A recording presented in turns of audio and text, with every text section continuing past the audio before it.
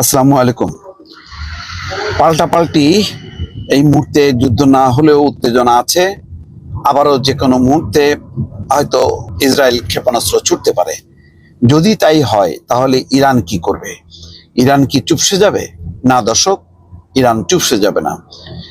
Iran বলেছে আগ্রাসন হলে জবাব দেওয়া হবে। ইরানের শীর্ষ নিরাপত্তা কাউন্সিলের সতর্কতা।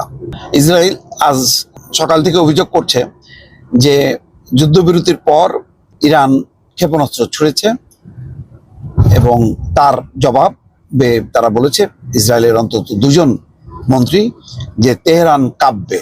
অর্থাৎ যেহেতু যুদ্ধবিরতি লঙ্ঘন করেছে ইরান, সুতরাং তার জবাব দেবে ইসরায়েল।